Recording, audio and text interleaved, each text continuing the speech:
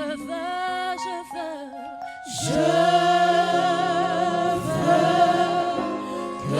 ma vie soit remplie.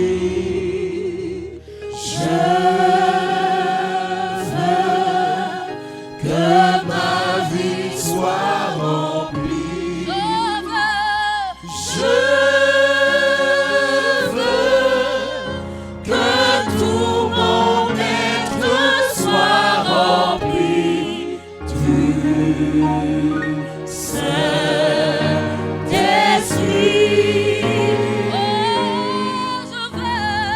Je veux que tout mon être soit rempli du Saint-Esprit.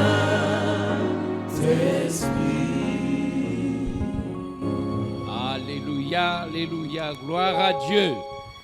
Gloire à Dieu, gloire à Dieu, gloire à Dieu. Nous allons passer au repas du Seigneur, appelé la Seine. La Seine, mais nous avons coutume de dire la Sainte Seine. Donc il s'agit dans la Bible de la Seine. La Seine qui est le repas du Seigneur. Alors je vais lire un passage dans l'Évangile selon Marc, Marc chapitre 14. Je lis du verset 22 au verset 24.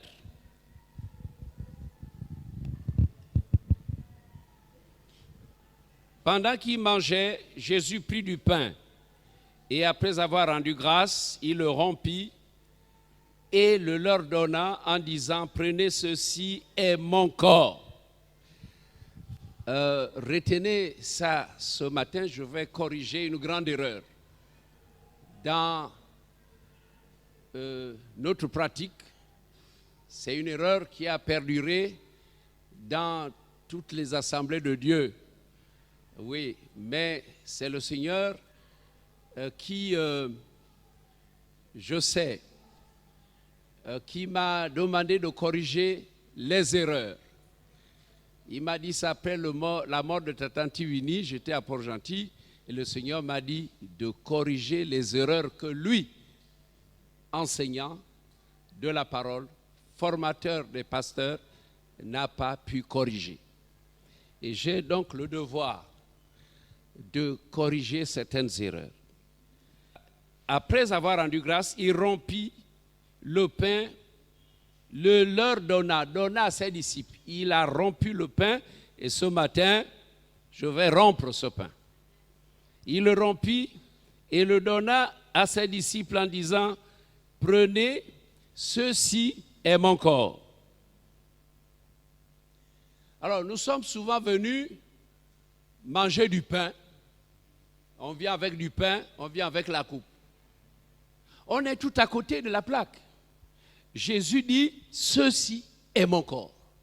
C'est-à-dire que ce matin, nous allons partager le corps. Nous allons manger le corps. Et il dit, mon corps, c'est la chair que je vous donne. Le pain que je vous donne, c'est ma chair. Le corps, mon corps, c'est la chair que je vous donne. Plutôt le pain que je vous donne, c'est ma chair. Et il prit ensuite la coupe. Et après avoir rendu grâce, il la leur donna et ils en burent tous. Et il leur dit, ceci est mon sang, le sang de l'alliance qui est rompu pour plusieurs. Ceci est mon sang. Ceci est mon corps. Alors, je découvre dans un commentaire des grands théologiens que nous sommes dans une grande erreur, une erreur dans la pratique. Parce que X dira, on dira à X de bénir le pain. Et on dira à Z de bénir la coupe. Mais c'est faux. Nous ne pouvons pas bénir le corps de Jésus. Le corps de Jésus est une bénédiction. Amen. qui peut bénir le corps de Jésus? C'est une bénédiction. Le corps qu'il nous a donné. Donc ce matin, si je viens à la table du Seigneur en considérant que ce pain qui va être rompu est le corps du Seigneur, donc je prends la bénédiction. C'est automatique. Et quand je vais prendre le sang, il prit la coupe et dit, cette coupe est mon sang. Le sang qui a été répandu pour plusieurs. Amen. Alors, ici à Hébron, je corrige l'erreur et l'erreur sera corrigée dans toutes les assemblées de Dieu. Voyez, en Israël, lors des repas juifs, le chef de famille prend un morceau de pain de ses mains et dit, béni sois-tu, Seigneur, notre Dieu, roi du monde, qui fournit le pain de la terre. C'est comme ça que dans les maisons, quand il faisait la scène, il rend le pain, il rend grâce, c'est-à-dire il bénit Dieu. Dieu qui donne à la terre le pain. Oui, roi du monde, Dieu tout-puissant, créateur des cieux et la terre, je te bénis, car tu donnes à la terre le pain. Ensuite, il partage le pain. Après, il prend la coupe, il dit, je te bénis, roi du monde, toi le Dieu vivant et vrai, toi qui es descendu du ciel, merci pour ton sang. Et il donne le vin. C'était du vin. Mais à cause de l'alcoolisme de certains croyants, on a beaucoup prié et au cours d'une convention, on a supprimé le vin. C'est pour ça qu'on est passé au jus de raisin. Donc, à cause de cette tendance, on est passé au jus de raisin. Aux États-Unis, les assemblées de Dieu sont passées au jus de raisin. Et même quand ils viennent là, on ne veut pas les scandaliser, nous préférons offrir le vin de raisin. Dans une interview à la télévision béninoise à Cotonou, j'avais passé 1 heure au plateau de la télé et le journaliste qui m'interviewait me dit, révérend, c'est la fête de Pâques, mais dites-moi pourquoi y a-t-il ce paradoxe? Certaines églises présentent la Sainte Seine, le repas du Seigneur avec du vin, d'autres utilisent le jus de raisin. Pourquoi ça? J'ai dit, monsieur le journaliste, tout ce qui a valeur de symbole requiert la foi. Le pain, c'est un symbole. Le vin, c'est un symbole. Même si c'est le jus de raisin, c'est un symbole. Mais c'est la foi en Jésus-Christ qui est la chose la plus importante. Amen. C'est la foi. Donc la foi, maintenant, pour réaliser pleinement, nous allons bénir Dieu. Nous ne venons pas bénir le pain. Donc les anciens ne vont plus bénir le pain. Ils ne vont plus bénir la coupe. Parce que le pain, c'est la chair de Jésus et personne ne peut bénir la chair de Jésus. Elle est une bénédiction pour le monde. Amen. Nous ne ferons plus ça. Et nous dirons comme chez les Juifs, béni sois-tu, notre Père, Dieu d'Israël, toi qui nous as donné le pain. Ah, Jésus a dit, je suis le pain vivant qui est descendu du ciel. Et il a donc dit, prenez ceci, c'est mon corps. Prenez ceci, c'est mon sang. Alors nous sommes automatiquement bénis quand nous mangeons le corps de Jésus et quand nous buvons son sang. Amen. Amen. En fait, cela préfigure les noces de l'agneau au ciel. Quand l'Église montera au ciel, il y aura un grand banquet, les banquets de noces de l'agneau. Oui, les vierges, la fiancée, disons maintenant, sera l'épouse. Ensemble, nous sommes l'épouse. L'épouse sera là au banquet des noces de l'agneau. L'agneau, c'est le divin époux. Et là, à cette occasion, il nous fera boire du nouveau dans le ciel. Et ce sera le repas céleste. Ce repas annonce le repas céleste. Maintenant, mon inquiétude, c'est que toi, qui ne participe pas encore à la Sainte Seine, si quelqu'un ne participe à la Sainte Seine, c'est pas sûr qu'il participe au repas du ciel. Si quelqu'un ne participe pas à ce repas, ce n'est pas sûr qu'il montera. Et c'est pour cela qu'il y a l'évangélisation et le baptême. Celui qui croira, qui sera baptisé, sera sauvé. Mais celui qui ne croira pas sera condamné. Donc nous devons accélérer le processus des baptêmes. Nous devons baptiser, et que le peuple baptisé participe à la Sainte Seine. Car si tu ne manges ma chair et si tu ne bois mon sang, tu n'as pas la vie éternelle en toi. Amen, amen. Nous comprenons ça. C'est que en fait, si tu ne participes pas à la Sainte Seine, où tu vis dans ton péché, tu persistes dans ton péché, tu es loin de Dieu, mais la Sainte Seine, c'est une occasion de témoignage. Et la Bible dit, c'est Paul qui écrit en disant, toutes les fois que nous mangeons ce pain et buvons cette coupe, nous annonçons la mort du Seigneur jusqu'à ce qu'il vienne. C'est un témoignage. Là, c'est un évangile. C'est tout un évangile. La table du Seigneur est tout un évangile. Seigneur, je te rends grâce. Béni sois-tu. Oh Père de gloire, je témoigne du sacrifice de Jésus à la croix. Je bénis celui qui est mort, qui a versé son sang. Alors nous allons l'adorer ce matin. Lèvons-nous, s'il vous plaît. Lèvons-nous.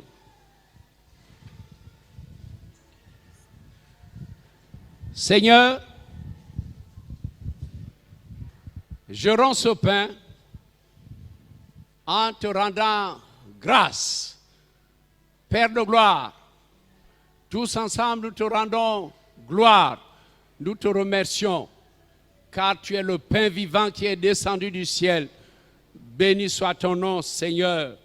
Ce matin, nous allons partager ce pain. De même, cette coupe qui symbolise ton sang est la coupe de l'alliance nouvelle. Seigneur, tu as fait l'alliance avec les croyants. Nous te bénissons pour le sang de l'alliance que nous allons prendre maintenant. Merci Seigneur. Et en mangeant ta chair, en buvant ton sang, nous sommes automatiquement bénis. Alors, que la bénédiction que nous n'arrivions pas à saisir à cause de l'erreur, nous puissions désormais la saisir. Quand nous participons à la Sainte Seine, c'est une bénédiction immédiate, une bénédiction que nous recevons. Seigneur, je prie que beaucoup se fassent baptiser et soient présents à la table du Seigneur. Amen. Prions. Dieu de gloire, Seigneur, je te loue, je te bénis pour ta présence ce matin et pour ton peuple qui est là et qui t'adore ce matin, Seigneur. Merci pour le Saint-Esprit qui est là. Tu as dit, il nous conduira dans toute la vérité, Seigneur. Et ce matin, tu as quelque chose de spécial à nous rappeler, à nous dire. Et merci parce que le Saint-Esprit va ouvrir notre entendement, Seigneur, afin que nous comprenions ce que tu voudrais, Seigneur, oh Dieu, nous dire ce matin ou rappeler à notre personne. Seigneur, merci, je ne suis qu'un homme qui a besoin de ton assistance. Seigneur, donne-moi les mots, donne-moi la parole qu'il faut afin que, Seigneur, je puisse faire passer, Seigneur, ton message et que tous, en sortant d'ici, Seigneur, nous soyons imprégnés de ta pensée et que nous allions porter du fruit pour ta gloire. Au nom de Jésus-Christ, Amen. Bonjour tout le monde. Content de vous voir et content de voir que chacun a une place assise et prêt à écouter la parole de Dieu. Amen. Merci beaucoup, Président. Merci, Papa, pour l'opportunité que tu m'accordes de pouvoir partager la parole avec le peuple de Dieu. Nous allons passer à la parole de Dieu. Nous allons lire quand même un peu aujourd'hui. C'est toujours bon de lire la parole.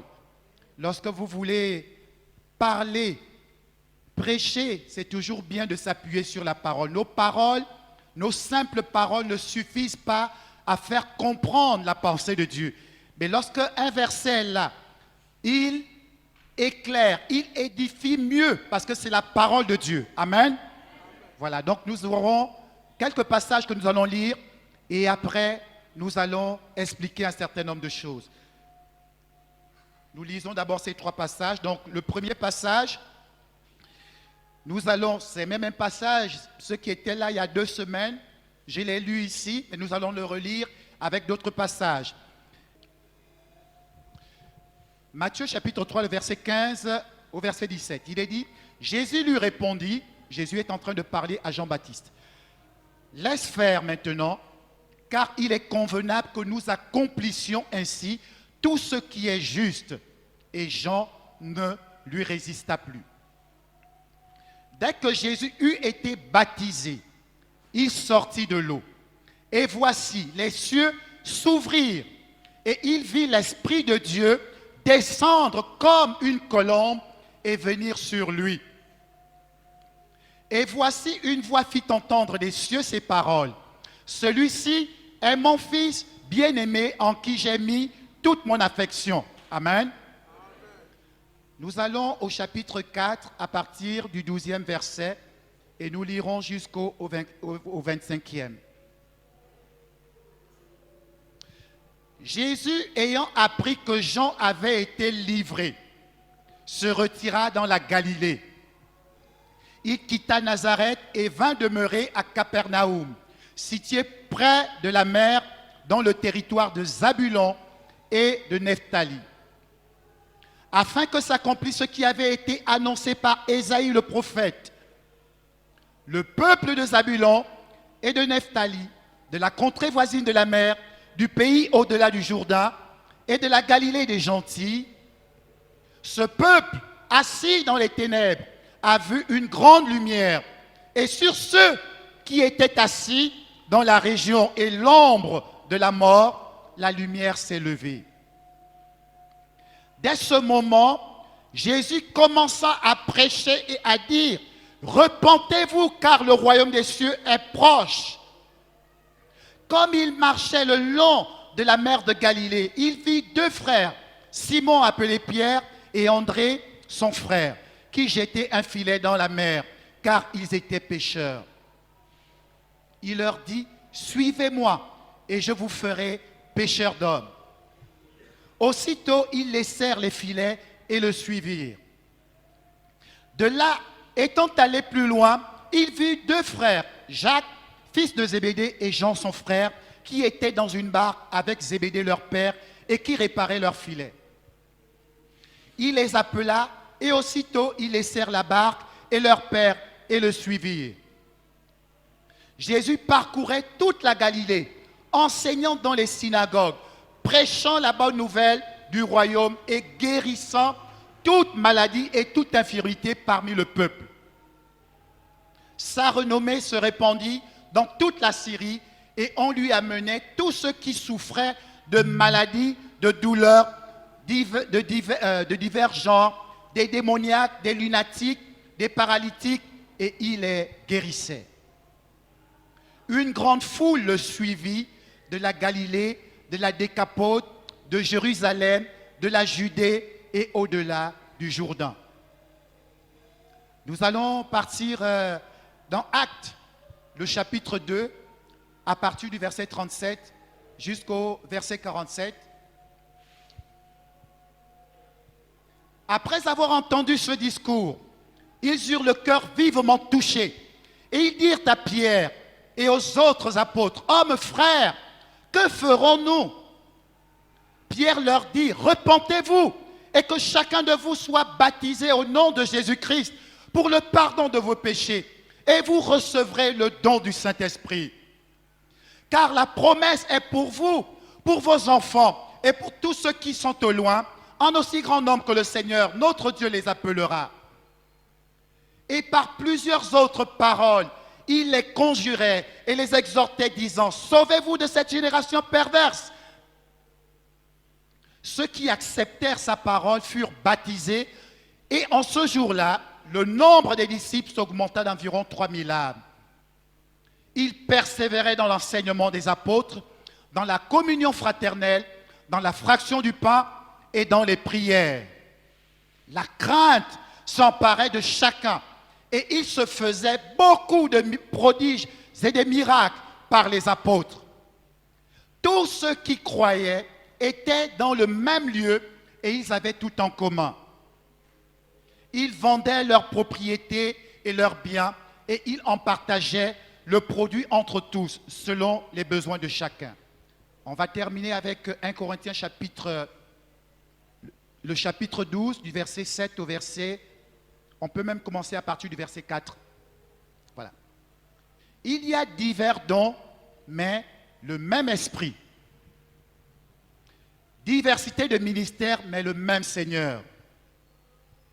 Diversité d'opérations, mais le même Dieu qui opère tout en tous. Or, à chacun, la manifestation de l'Esprit est donnée pour l'utilité commune.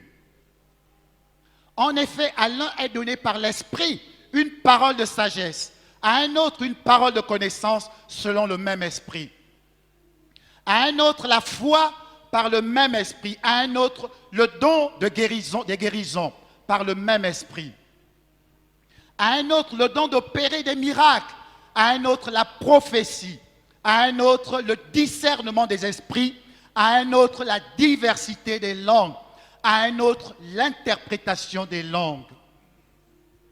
Un seul et même esprit opère toutes ces choses, les distribuant à chacun en particulier comme il veut. Amen. C'est vrai que nous avons lu beaucoup de passages ce matin, mais c'est toujours bon de lire la parole. Il y a des choses, parfois, il suffit de lire, vous les comprenez mieux. Vous les comprenez mieux. Le thème que nous avons ce matin, nous allons parler du baptême du Saint-Esprit et de son implication dans la vie du croyant. Le baptême du Saint-Esprit et son implication dans la vie du croyant. Je vais essayer de réexpliquer cela. On va parler du baptême du Saint-Esprit. On va dire ce que c'est le baptême du Saint-Esprit, en quelque sorte. Comment il se manifeste. Ce sont des choses que vous connaissez. Comment on sait qu'on est baptisé du Saint-Esprit. Et ensuite, l'implication. L'implication ici, c'est un peu l'incidence, la conséquence quand quelqu'un est baptisé du Saint-Esprit. Ce que cela produit, ce qu'on voit à travers les effets, en quelque sorte, ou bien l'impact du Saint-Esprit dans la vie de quelqu'un. Ce que le Saint-Esprit produit dans la vie de celui qui est baptisé du Saint-Esprit. Ça, c'est résumer ce que le thème que nous avons veut dire. Le baptême du Saint-Esprit et son implication dans la vie du croyant. En d'autres termes, quand je suis baptisé du Saint-Esprit, rempli du Saint-Esprit, comment cela se manifeste dans ma vie? Quels sont les résultats, en quelque sorte, les effets, la conséquence, l'incident, l'impact du Saint-Esprit dans ma vie, dans la vie d'un croyant? C'est ce que nous allons voir là. Et le premier passage que nous avons lu, on voit Jésus qui commence son ministère, il a 30 ans. Il va prendre son baptême. Il est un adulte. Il va aller retrouver Jean-Baptiste au Jourdain. Et Jean-Baptiste va s'opposer à le baptiser. Mais Jésus va lui dire, laisse faire ce qui est juste. Et Jean va baptiser Jésus, le Sauveur, le Messie, Dieu fait en chair. Et la Bible rend témoignage là-bas que lorsque Jésus est sorti de l'eau, le Saint-Esprit, sous la forme d'une colombe, est descendu sur Jésus. Et on voit que Jésus, après le baptême, il a été baptisé du Saint-Esprit. Le Saint-Esprit est venu se poser sur Jésus en forme de colombe. Et Jean avait reçu la révélation que le Messie sera celui sur qui tu verras venir la colombe se déposer. Ce sera le signe que c'est lui le Messie. Il avait reçu bien avant. Dieu lui avait dit, celui sur qui tu verras descendre le Saint-Esprit sous forme corporelle, comme une colombe, c'est lui le Messie. C'est pourquoi plus tard, il va annoncer à ses disciples, voici l'agneau de Dieu, parce qu'il avait reçu la révélation que tu vas prêcher, tu vas être celui qui va préparer la venue du Seigneur, mais celui sur qui tu verras descendre l'Esprit sous forme corporelle, comme une colombe, c'est lui le Messie, c'est lui le Sauveur du monde. Et il a vu Jésus recevoir le Saint-Esprit en forme de colombe. La colombe est venue se déposer. La colombe est un des signes du Saint-Esprit. Donc, dans ce passage, on voit Jésus, après le baptême d'eau, il a été baptisé du Saint-Esprit. C'est vrai qu'on ne nous dit pas qu'il a il a parlé en langue tout de suite, comme on l'a vu dans les actes, mais on voit qu'il a été baptisé du Saint-Esprit. Et Jésus, après avoir été baptisé, Luc nous dit qu'il va être poussé par l'Esprit dans le désert où il va jeûner pendant 40 jours et 40 nuits. Et on voit, quand il va revenir de là-bas, il va être revêtu de la puissance d'en haut et il va accomplir un certain nombre de choses. Le passage que nous avons lu là-bas, on nous rappelle, on fait comme un résumé du ministère de Jésus. Matthieu, lorsqu'il parle, il va rappeler les prophéties faites sur Jésus. Du verset 12 au verset 16, il va rappeler ce qu'Ésaïe le prophète, un des prophètes majeurs, a déclaré au sujet de Jésus, le Messie quand il viendra. Et à partir du verset 17, Matthieu va rappeler quel était le message de Jésus. Parce que un homme de Dieu, lorsqu'il a un ministère, il vient, il a un message. Dieu te donne un message. Il te communique comment tu dois fonctionner. Et Jésus avait un message là-bas. Et le message de Jésus se résumait à l'urgence de la repentance. C'est-à-dire amener les hommes et les femmes perdus à changer de vie, à se convertir, à se tourner vers Dieu, abandonner les idoles pour se tourner vers Dieu. Ça, c'était le message de Jésus. La Bible dit, dès ce moment, Jésus commença à prêcher, à dire, repentez-vous, car le royaume de Dieu est prêt. C'était le message de Jésus. Quand Jésus prêchait, il y avait toujours ça. Ramener le peuple vers le vrai Dieu, demandant au peuple d'abandonner les idoles, d'abandonner le péché pour se tourner vers Dieu. Et juste après, donc du verset 18 au verset 22, on va voir, il va rappeler un certain nombre de choses, à savoir, Jésus va chercher des disciples, l'appel du Messie, en recrutant des personnes qui pourront plus tard, après son enlèvement, son ascension, faire son œuvre. Donc de ce verset-là jusqu'au verset 22, on voit, il va appeler Pierre, André son frère, Jacques, fils de Zébédée, et Jean son frère. Donc il va recruter, chercher des hommes qui vont poursuivre l'œuvre après, des hommes qui vont être des disciples. On dit un disciple suit l'enseignement de son maître et un disciple accompli fait exactement ce que son maître fait. Donc ce sont des gens qu'il va recruter pour les former, pour déverser sa vie en eux, afin qu'ils soient capables à leur tour de reproduire les œuvres du Seigneur. Amen. Et on va regarder au verset 23, dans ce passage-là, où Jean est en train de résumer le ministère de Jésus, Matthieu est en train de résumer le ministère de Jésus, au verset 23, et on va dire un peu le travail, en quoi consistait le travail de Jésus.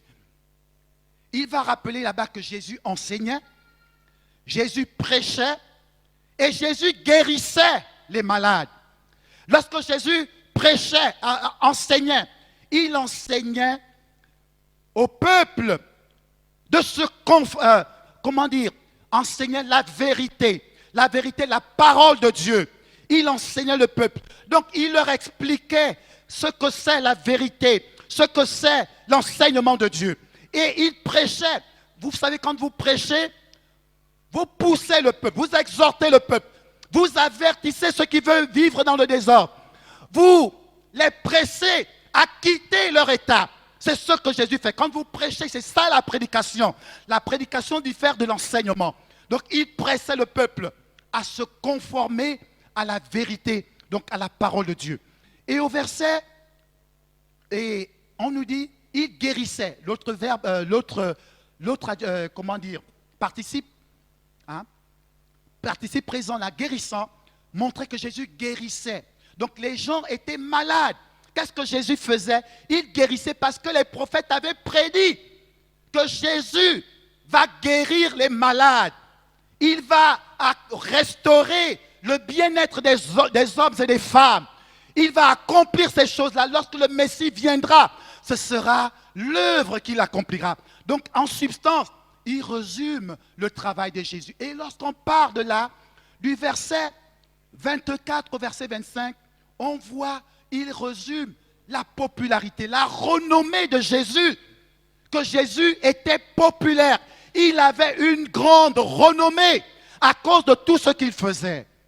On dit là-bas, il parcourait la Galilée, enseignant dans les synagogues, guérissant. Au verset 24, on dit dans la Décapole. La Décapole, c'est une région, environ d'à peu près 10 villes.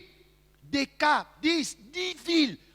Son nom était répandu en partant de la Syrie jusqu'au la Décapole, Jérusalem. Dans toute cette région, il était connu. On savait qu'il était, ce qu'il avait fait, et cela propageait sa renommée.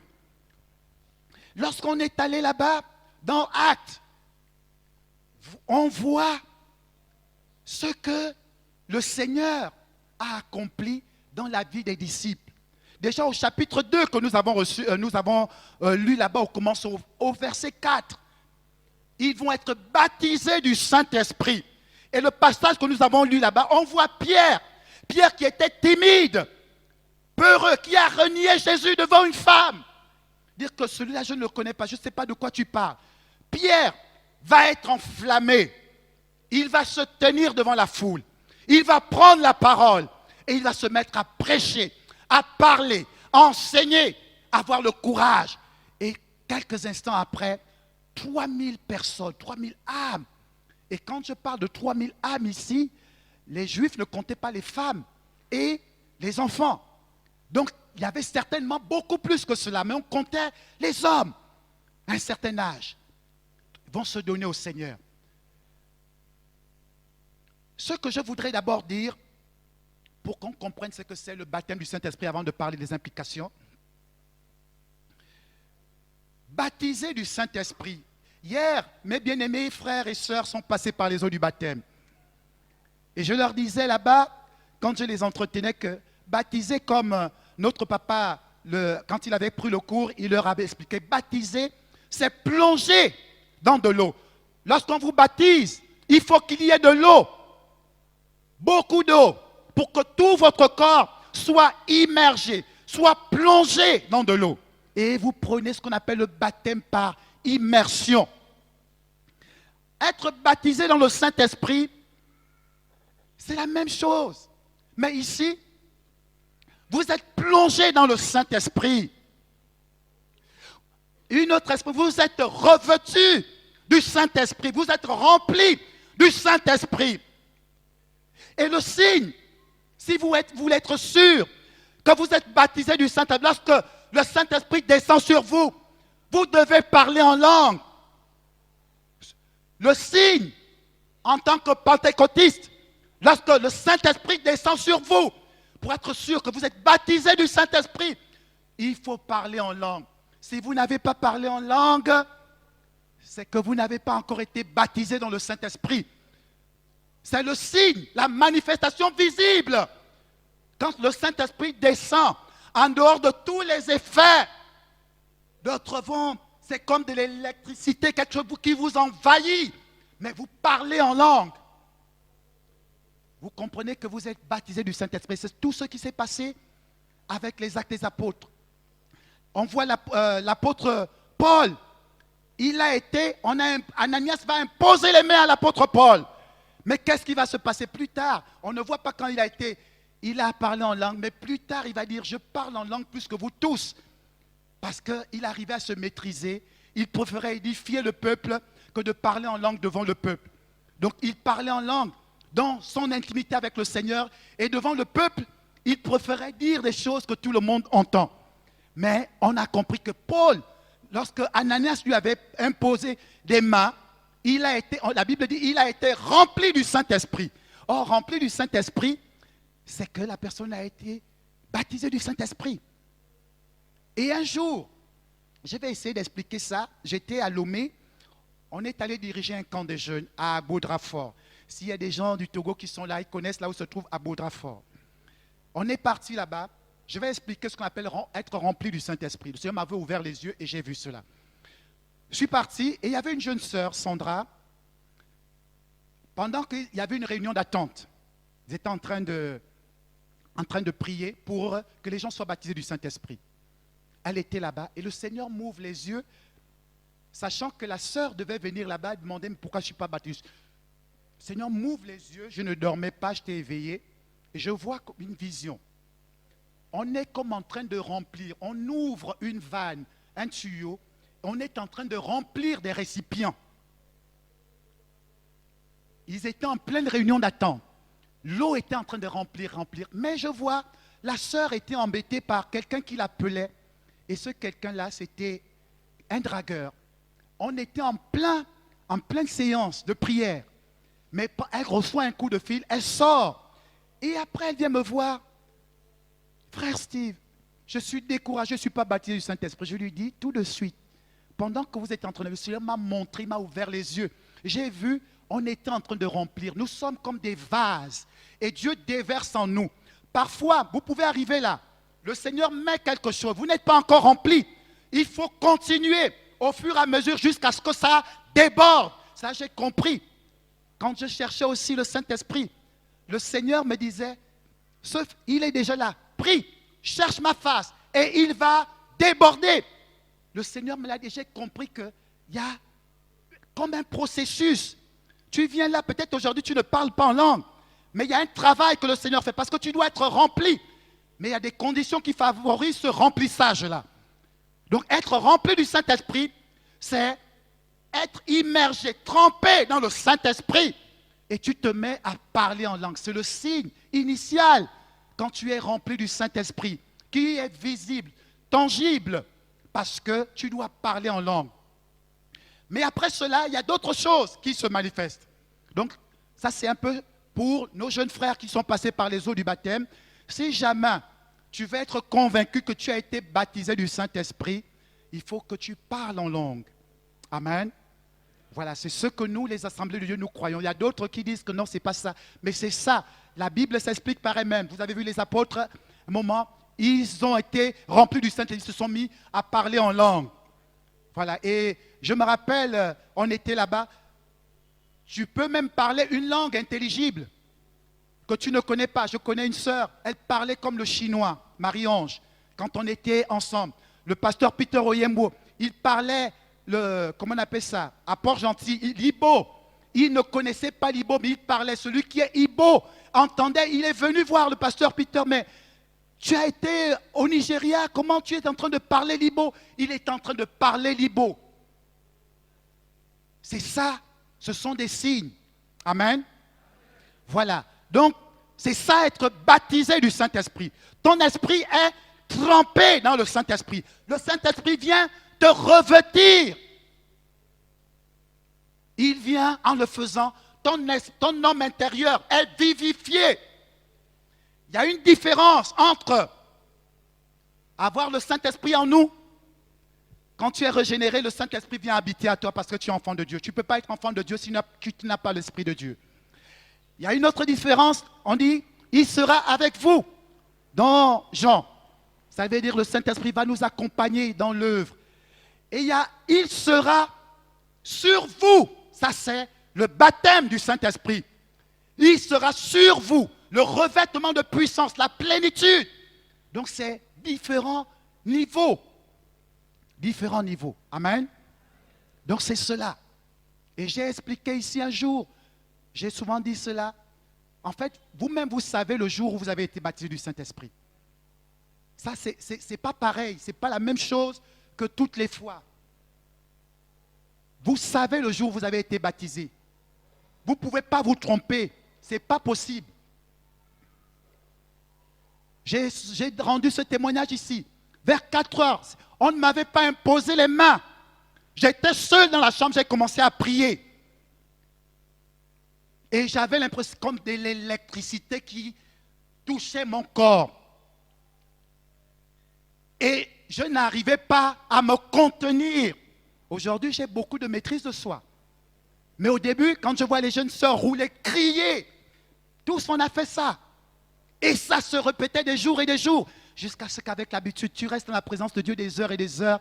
Tu arrives à te maîtriser. Tu ne trembles plus. Tu sais contrôler ton corps. Donc tu sais, tu ne peux pas te tromper. Le jour où tu es baptisé du Saint-Esprit, c'est différent. C'est différent de toutes les autres fois. Maintenant, je vais parler des implications. Regardez Jésus, il est Dieu, 100% Dieu, 100% homme.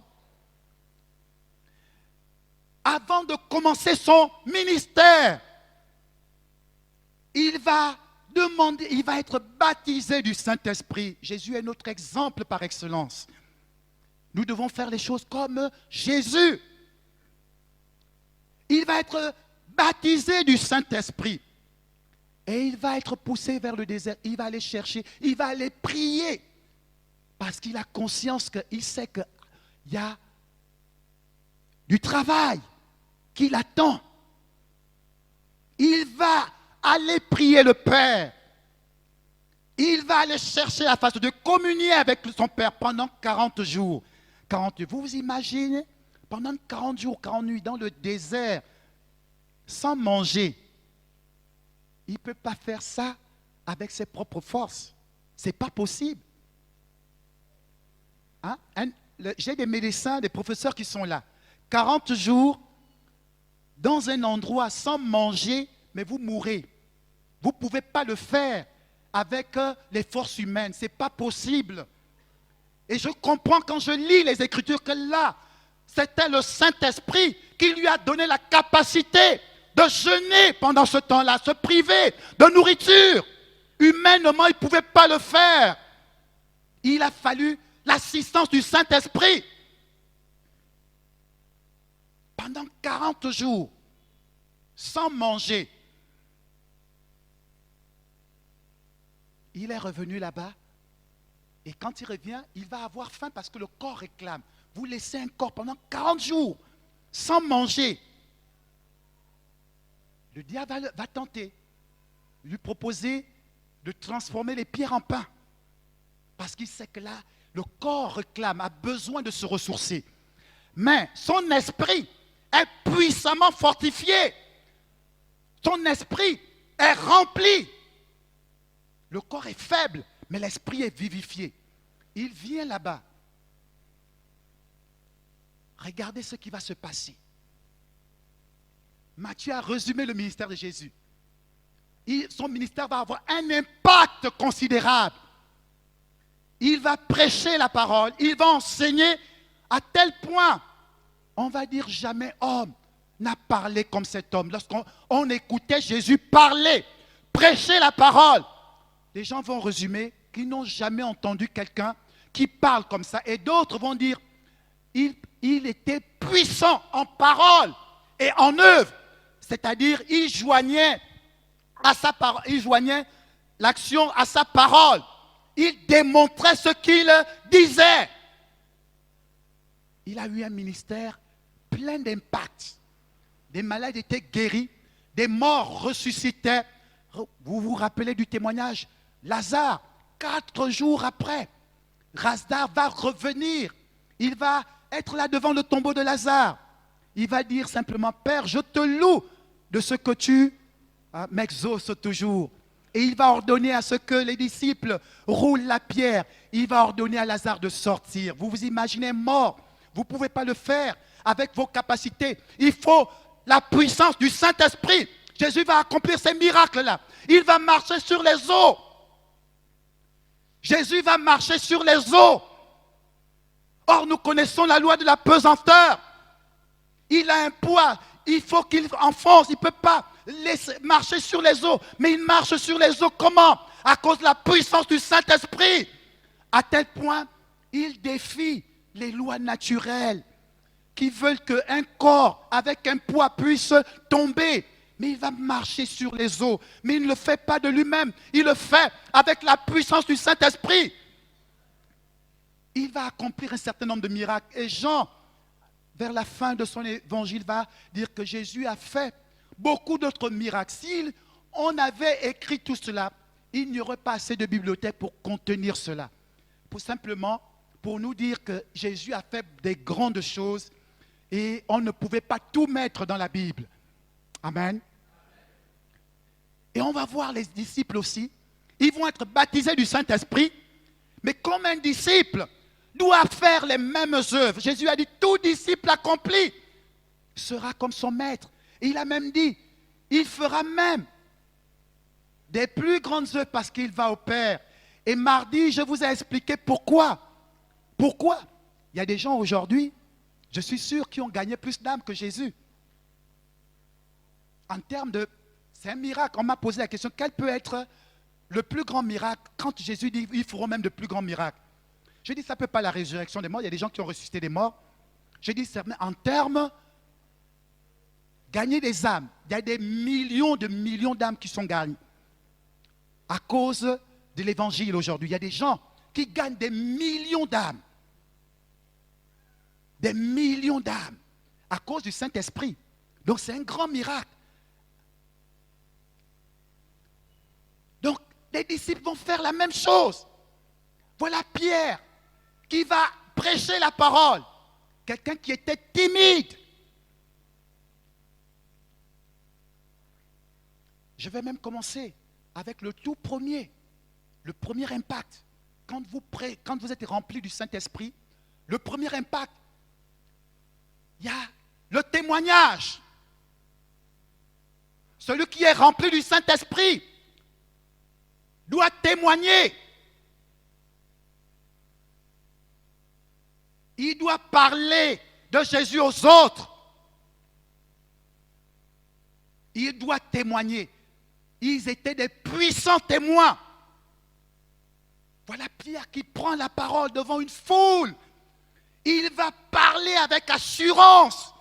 Quelqu'un qui a tremblé devant une dame. Il a renié Jésus. Il va parler avec assurance. Et il va témoigner de son Sauveur. Le Saint-Esprit, quand il nous est donné, le premier impact, le premier effet, l'objectif premier, c'est de nous pousser à témoigner avec assurance pour notre Sauveur. Mon frère, tu es passé par les eaux du baptême, ma soeur.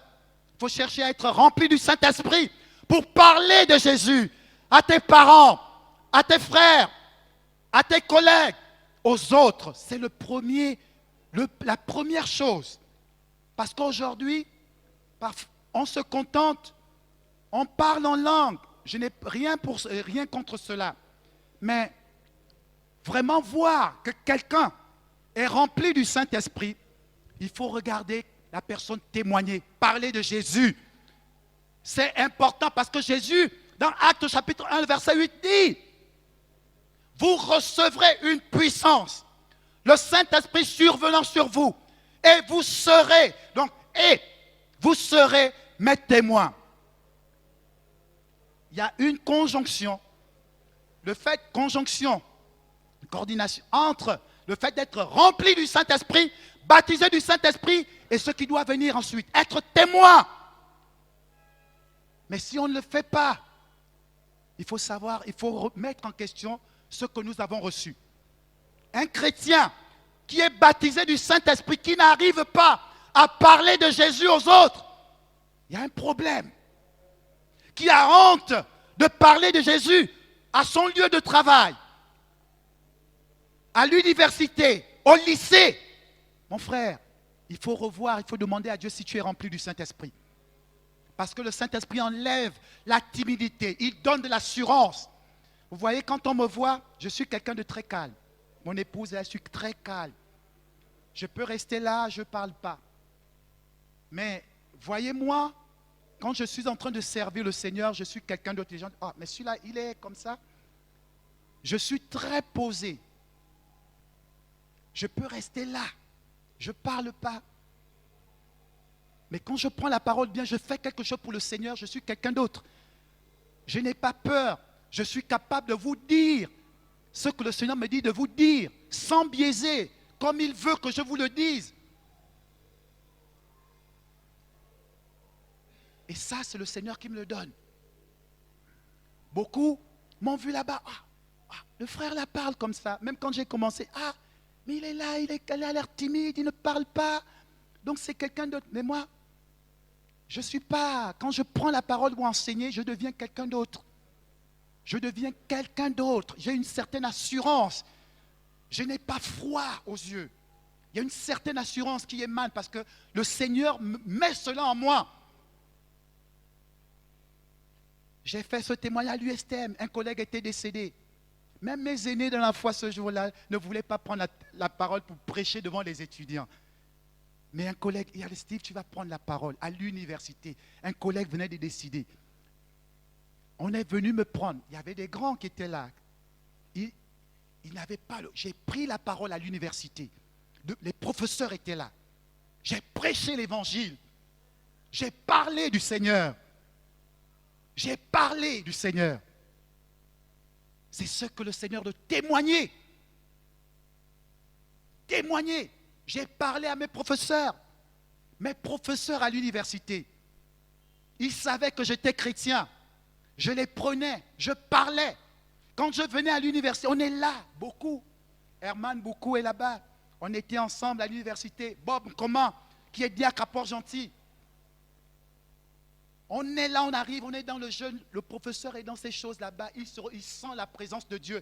Il se retourne, il se met à parler. On va vous chasser ici, c'est-à-dire, il est dérangé par notre présence, la présence du Seigneur. Il se met à parler, les gens ne savent pas ce qui se passe, mais il parle avec lui. Mais nous, on comprenait. Vous arrivez, vous êtes dans le jeûne des jours, le jeûne d'Esther, vous arrivez en classe. Mais s'il y a des gens qui ont des mauvais esprits là, mais ils sont perturbés. Vous voyez votre enseignant. Il se met à écrire, il se retourne. Vous allez partir d'ici. Les gens ne comprenaient, mais il parle à cri. Nous, on comprenait. On comprenait. Et beaucoup de frères, ils ont renvoyé. Beaucoup de frères sont partis. Mais je bénis Dieu de ce que le Seigneur a su donner un sens à leur vie aujourd'hui. Des frères comme Bob Nkoma, qui à Port-Gentil, Herman beaucoup, qui est avec le pasteur Gary actuellement. On était un groupe. On n'avait pas peur. On parlait. Mon professeur savait. Il savait qui je suis. Donc je n'avais pas honte. Donc c'est ça le témoignage. L'autre chose, j'ai lu un passage là-bas. Vous voyez les miracles qui accompagnaient les disciples. Des miracles, des prodiges. Parce que le miracle, c'est le Saint-Esprit qui accomplit le miracle. Le Saint-Esprit accomplit des miracles pour convaincre un cœur à se tourner vers Jésus. On ne peut pas le faire avec nos beaux discours. Ce n'est pas possible. Le Seigneur dit dans Jean, quand le Saint-Esprit viendra, il convaincra le monde en ce qui concerne le péché. Donc il faut que la parole arrive avec puissance, autorité. Les cœurs sont dévoilés. Et l'âme peut se tourner vers le Seigneur. Il faut prêcher sous l'onction du Saint-Esprit. Et là, il y a des conversions. S'il n'y a pas la puissance du Saint-Esprit, c'est difficile que les âmes se tournent vers le Seigneur. C'est pourquoi nous avons besoin d'être remplis du Saint-Esprit. Et même le message que vous allez prendre, il y a beaucoup de messages. Le Saint-Esprit va vous conduire. Que prends telle portion de la parole, c'est ce que tu vas apporter au peuple. Et quand le Saint-Esprit te donne un message, c'est déjà ça l'onction. Tu vas prier, le Saint-Esprit dit, prends ce passage-là. Voilà, parle de ça. Il connaît les cœurs autant que nous sommes. Et quand il dit cela, il sait que tout le monde se retrouve dans cette parole-là. C'est pourquoi je disais la dernière fois que lorsque nous prêchons, lorsque nous faisons des choses, recevons du Seigneur. Si nous recevons du Seigneur qui connaît l'Église, qui connaît les cœurs, notre message ne passera jamais à côté. Il fera toujours mouche. Il atteindra la cible. Il accomplira ce pourquoi il est envoyé. Et les gens sortiront toujours de la présence de Dieu touchés. Amen. Autre chose, je vais aller un peu plus vite pour ne pas trop rester ici. Je vais parler de la prière. Vous voyez là-bas, on a lu dans 1 Corinthiens, on a donné les différents dons, à peu près 9. Et par groupe, il y a les dons d'expression, le parler en langue, la prophétie, l'interprétation des langues. Donc, on appelle les dons d'expression, les dons vocaux. Après, il y a un autre groupe, la parole de connaissance, la parole de sagesse, le discernement des esprits. Ça, c'est les dons de révélation. Et l'autre paquet, les trois autres, la foi, le don de foi, le don de guérison et le don des miracles. Pour exercer ces dons-là, il faut être baptisé du Saint-Esprit. Et ils nous permettent d'édifier l'Église. Quelqu'un qui prophétise, il va dire des choses venant du Seigneur concernant le peuple qui est là. Vous ne voyez pas que lorsque le Seigneur envoie une parole prophétique, elle nous fait du bien, elle nous exhorte, elle console, elle fortifie, elle édifie l'Église. Donc aspirons, comme l'apôtre Paul le dit, au don, cherchons le baptême du Saint-Esprit pour édifier l'Église. Parfois des gens sont dans le péché au milieu de nous. Mais comme les dons ne se manifestent pas, quelqu'un dans le péché repart sans qu'on ne sache que telle personne vit dans le péché. Or, s'il y avait la manifestation de l'Esprit au milieu de nous, oh, ce sont des choses qu'on a connues. Hein. Vous arrivez là, le Saint-Esprit, parole de connaissance, oui, prophétie, tu es allé sortir avec telle ou telle personne, la personne est dévoilée. Et quelqu'un comme ça ne peut pas rester dans le péché. Elle doit changer. Mais beaucoup, parfois, on est là, des gens ont des situations, mais ce n'est pas révélé parce qu'on n'aspire pas, il n'y a pas cette manifestation-là. Donc, le baptême du Saint-Esprit, l'autre impact, nous permet de nous édifier par l'exercice des dons. Je vais parler par ma titre personnel par rapport au parler en langue. Lorsque vous parlez en langue, ça vous permet de vous édifier. Vous vous construisez, vous vous fortifiez. Le Saint-Esprit vient révéler. Il vient révéler les choses. Vous êtes à un poste, vous êtes quelque part. Si vous êtes rempli du Saint-Esprit, le Saint-Esprit va vous révéler des choses. Il n'y a pas le temps pour développer les dons de révélation là-bas. Mais les dons de révélation travaillent avec des éléments, des visions. Depuis que je suis rempli du Saint-Esprit, avant je ne savais pas ce que c'est les visions. Mais je peux être là et je vais voir des choses que vous ne le voyez pas. Le Seigneur me montre, je sors de la prière et je suis là éveillé. et je vois d'autres choses comme une télé. Je vois comment les choses se passent. C'est différent du songe.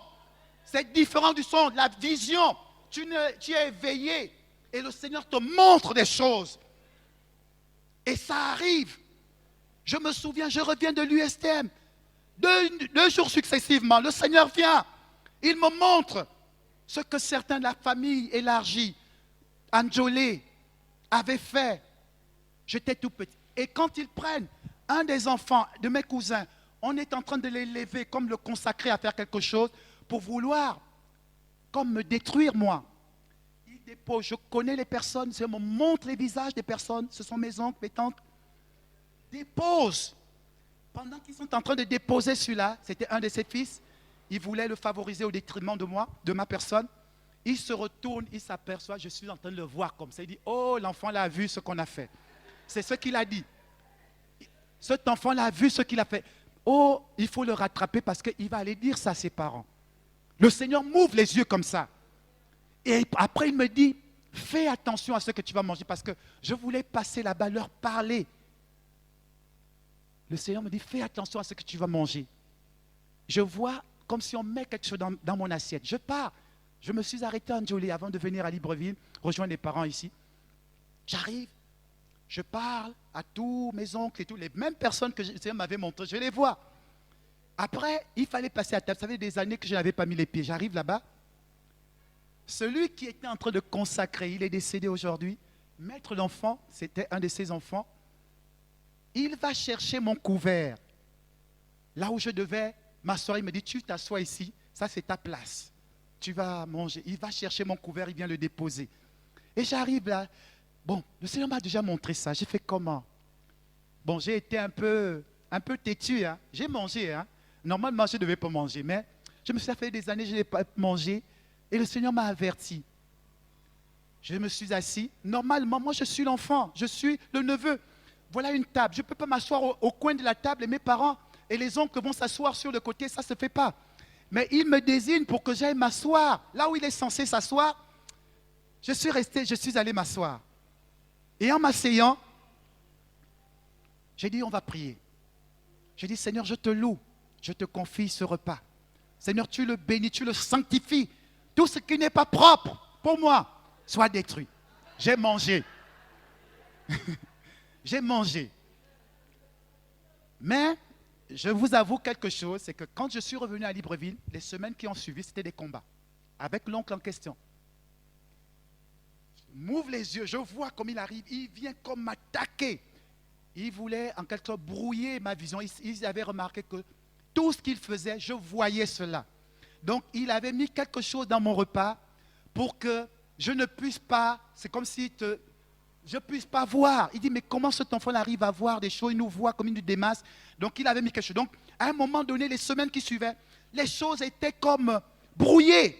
Il a fallu un travail, prier, chercher, jeûner, pour que je voie distinctement comme le Seigneur le faisait. Parce que le Saint-Esprit parle distinctement, il révèle les choses distinctement. Donc pour vous dire que le Seigneur se révèle. Quand vous êtes rempli du Saint-Esprit, il se révèle, il parle audiblement.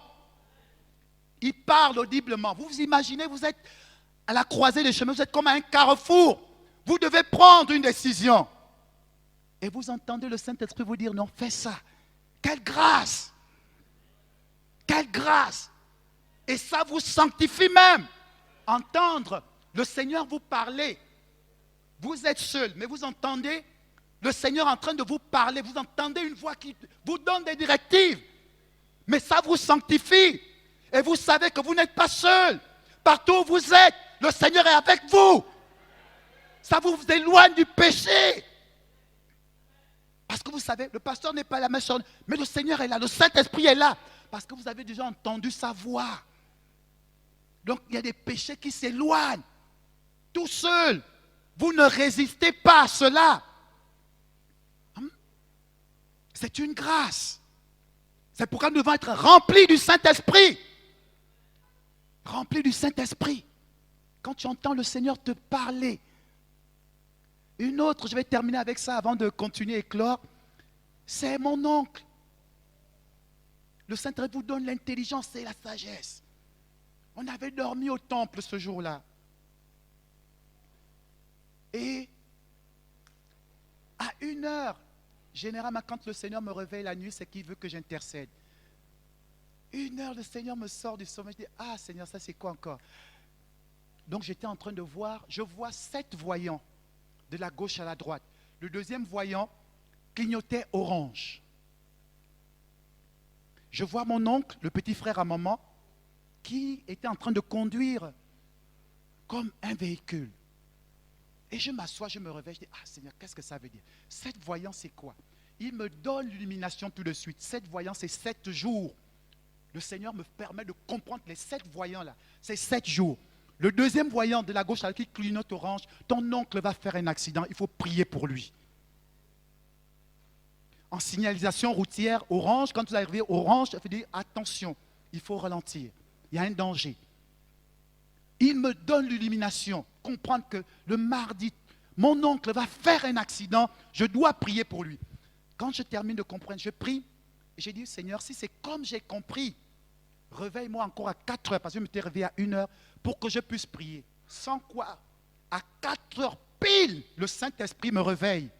Il me dit, même après avoir prié, écoute, la même musique, c'est ce que j'avais écouté. Mais quand on me dit ça, je comprends, ça veut dire, c'est comme tu as compris. C'est ça. Et il me donne le nombre de personnes qui allaient être embarquées dans la voiture avec tonton Diaz, l'oncle, le petit frère à maman. Et je me suis mis à prier. Et tonton Diaz n'a pas fait d'accident. Donc le Saint-Esprit se révèle. Nous nous privons de certaines grâces. Nous devons chercher à être remplis du Saint-Esprit. Parce qu'il y a un impact, il y a des effets. Quand vous êtes rempli du Saint-Esprit, il y a des choses qui se passent. Vous ne forcez pas sur certaines choses. Vous remportez la victoire. Vous marchez. Je prends encore mon épouse. Il y a quelques semaines, elle était fatiguée. Et là, j'ai appris quelque chose. Elle parle en langue quand on est à la maison, tout ça, oui. Ça ne me surprend pas quand on prie. Mais elle est venue, elle s'est couchée, on dormait. Mais vous dormez déjà? Les médecins sont là. Dans le sommeil, j'écoute, elle est en train de parler en langue. Elle est en train de parler en langue. Elle est endormie. Elle est en train de parler en langue. Je me suis réveillé, je suis resté là, j'étais en train d'écouter. Et j'ai compris, l'autre passage là-bas, que le Saint-Esprit intercède pour nous dans nos faiblesses. Elle passait par des combats au bureau, mais elle est couchée, le corps est là. Elle est en train de parler en langue. Donc elle est en train de se fortifier. Je comprends qu'à tiens, il faut vraiment que nous prions beaucoup. C'est ce que le Saint-Esprit fait. Vous parlez en langue. Il vous fortifie, il vous pousse à la prière. Quand vous avez l'Esprit de Dieu et que vous ne priez pas, il y a un problème. Vous devez aimer la prière. Vous devez aimer la présence de Dieu. Parce que l'Esprit vous pousse vers Dieu. Il vous amène à haïr le péché. Regardez la scène, Ananias et Saphira, devant Pierre. Quand vous regardez là-bas, bon, à un moment vous dites, bon, franchement, c'est pour eux, non? La maison appartient à Ananias et Saphira. Mais ils arrivent là, ils sont arrangés, bon, on va donner ceci. Mais quand Pierre leur pose la question, est-ce que c'est ça? Il pose d'abord au mari. Le mari dit, oui, c'est ce qu'on a eu. Donc le mari ment. Vous voyez? Pierre a la révélation que Ananias a menti. Il va être frappé tout de suite. Donc, la haine du péché, quand vous êtes rempli du Saint-Esprit, le Saint-Esprit vous amène à haïr le péché. Et vous allez remarquer, certaines personnes, elles sont comme dures. Parfois, les gens me disent, je suis un peu dur sur certaines choses. Mais c'est la manière dont le Seigneur m'a conduit. Il m'a moulé. Il y a certaines choses, je suis un peu rigide sur certaines choses. Rigide dans le fait que je veux te donner ce que le Seigneur m'a donné. Je veux te communiquer ce que le Seigneur m'a communiqué. Je veux te donner ce que le Seigneur a mis en moi. Je veux te donner la même discipline que le Seigneur m'a donnée. Ce n'est pas que je suis dur, mais je veux faire la même chose que le Seigneur a eu à faire avec moi. Il y avait des moments où je me réveillais à 4 heures. 4 heures. Un enfant de Dieu ne dort pas comme un tonneau, je ne sais pas, comme un mort. Tu tombes dans le... Non, tu dois être alerte, tu dois être là, éveillé. Ton esprit même, j'ai raconté ici, je suis endormi, mais j'arrive. C'est comme si quelque chose est commandé dans mon esprit. Ma jambe se lève, mon corps réagit, même si je suis couché. Mais c'est le Saint-Esprit qui fait ça. On arrive, on te balade comme si on veut te faire manger. Mais je dis, qu'est-ce qu'on veut? Même endormi, je suis comme conscient. Mais qu'est-ce qu'ils veulent me faire manger? Ça, c'est quoi? Et je refuse. Parce que parfois, on vous amène la sorcellerie inconsciente. On vient te faire manger des choses. Mais quand tu es éveillé, tu as l'Esprit de Dieu. Même endormi, tu arrives à être lucide. C'est ce que le Saint-Esprit fait, bien-aimé. C'est pourquoi il est important d'être baptisé du Saint-Esprit. Les implications sont nombreuses pour un enfant de Dieu. Il est bon de chercher, bien-aimés, vous qui êtes passés par les eaux du baptême, à vivre cela. Vous allez faire des expériences. Là, je parle. Peut-être tu n'as jamais fait cela, mais c'est mieux quand tu vis les choses. Tu vis cela et que tu viennes parler de cela. C'est plus concret, c'est plus tangible. Amen. Donc, il y a beaucoup d'implications. Le Seigneur vous rend victorieux. Le Seigneur vous conduit dans vos choix. Le Seigneur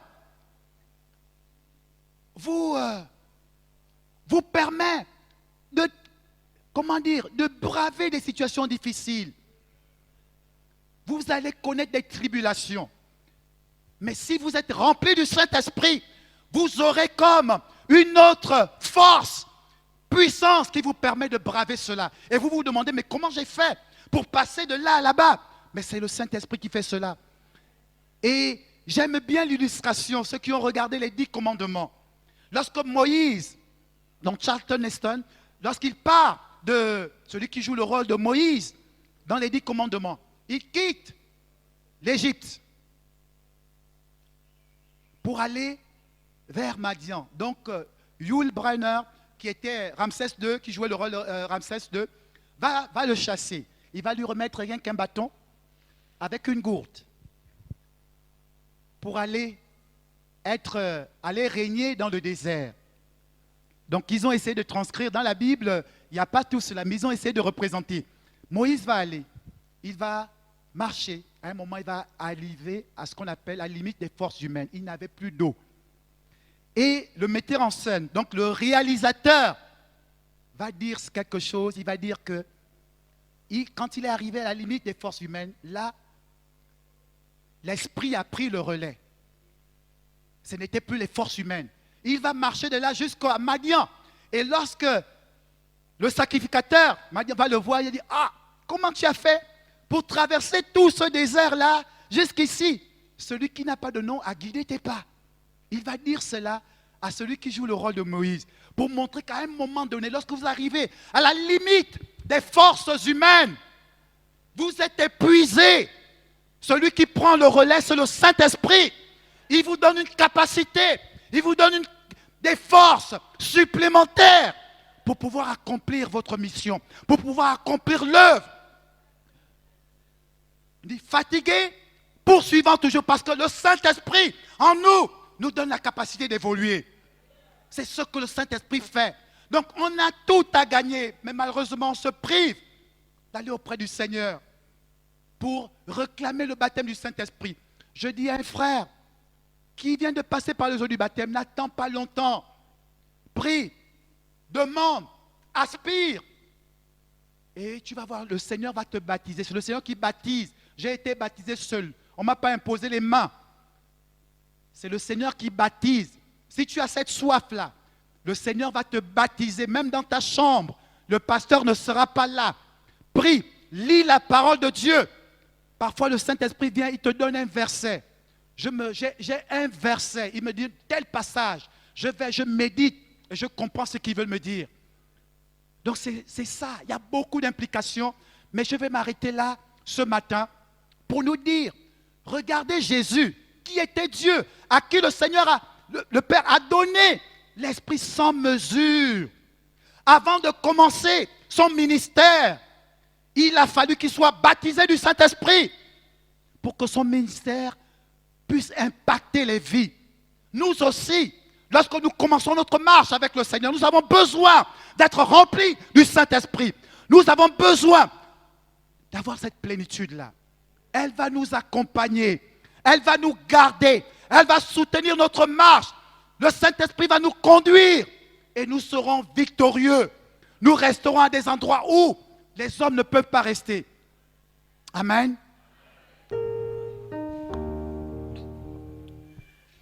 Êtes-vous un chrétien triste, soit timide, chancelant, demandez, te donnera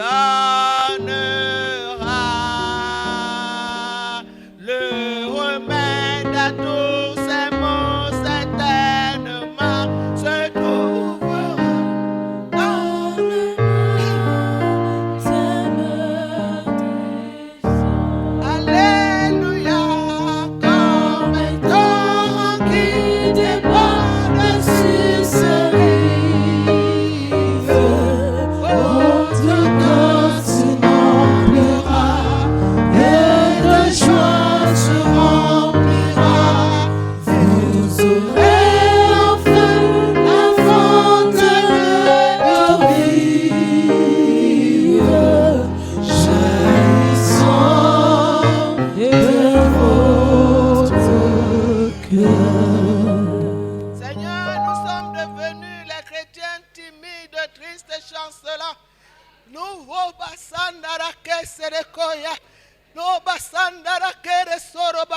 Nous venons, Seigneur, ce jour, te demander, tous ceux qui ne sont pas encore baptisés, qu'ils soient baptisés maintenant, au nom puissant de Jésus-Christ de Nazareth.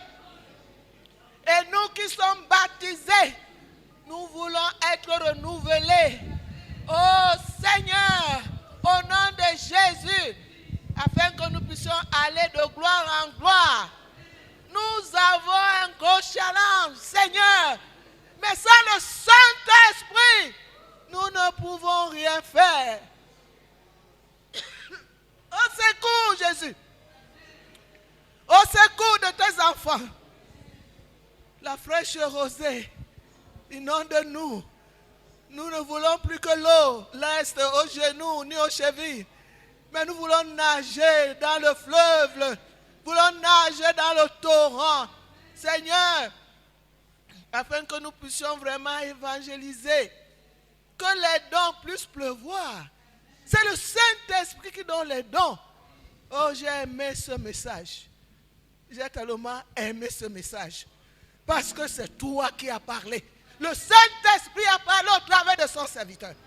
À nous de comprendre. À nous de chercher.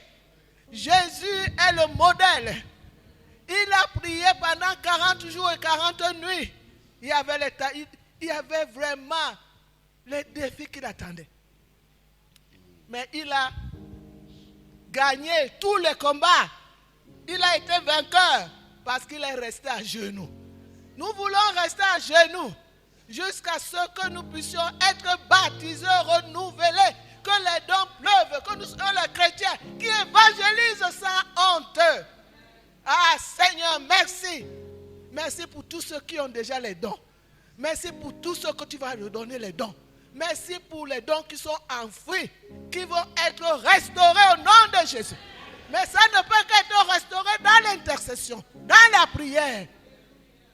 Bénis le peuple de Dieu. Bénis ton roi.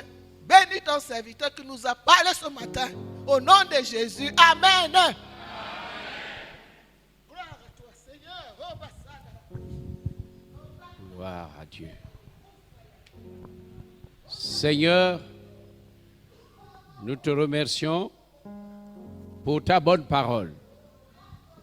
Ton serviteur a donné beaucoup de détails, beaucoup de témoignages, afin que les choses soient claires.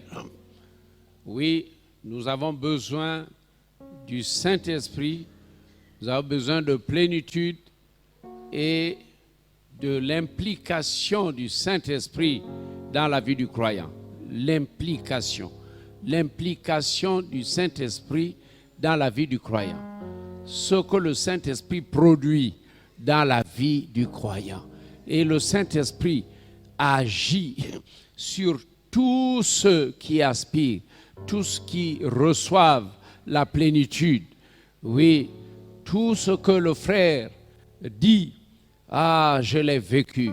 En 1967, j'avais été rempli dans ma chambre à 5 heures du matin, rempli du Saint-Esprit.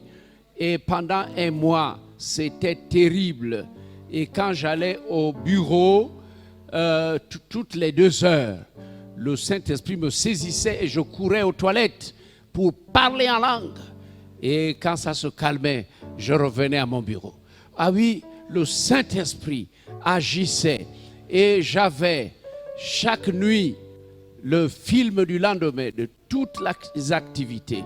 Un jour, j'ai été saisi par le Saint-Esprit et je me suis mis à parler en langue pendant 1 heure.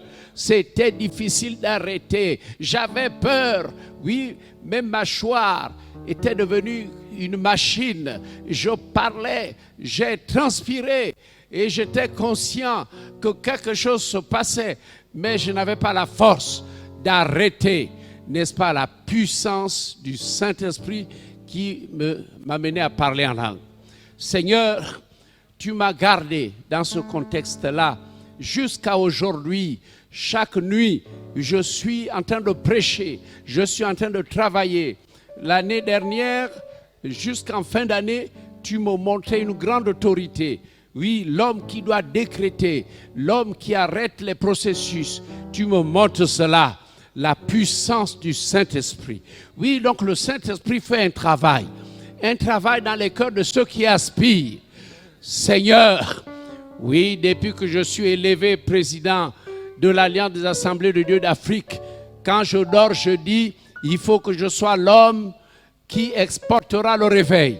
Il faut que je sois l'apôtre du continent africain. Oui, j'irai dans beaucoup de continents et je dois apporter le message de Dieu.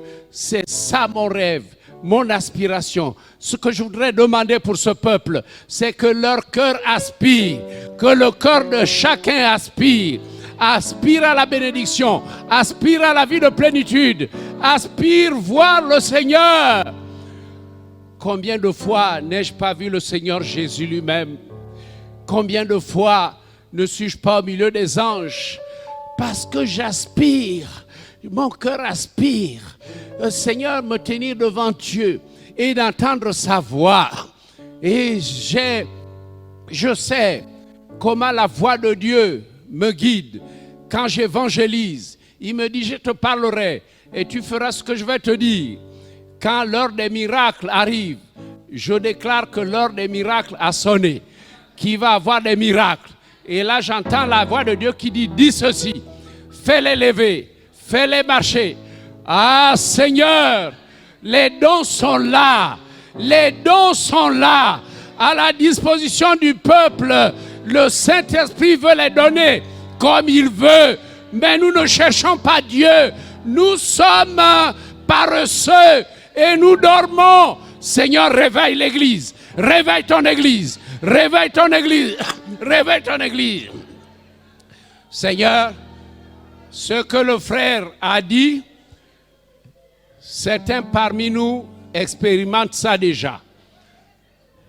Oui, et beaucoup vont expérimenter cela. Parce que nous entrons dans une saison de réveil. Nous entrons dans une saison de réveil. Et beaucoup vont expérimenter la manifestation de la puissance de Dieu. Les choses vont changer. Il y aura des transformations. Et Seigneur, nous devenons une église continentale, une église mondiale. Ce n'est plus les assemblées de Dieu seulement au Gabon. Seigneur, notre rôle est étendu. Nous sommes au large maintenant. Que ton nom soit béni. Seigneur, merci pour l'organisation que tu es en train de mettre en place et que chacun soit attentif à ce que Dieu fait en ce moment.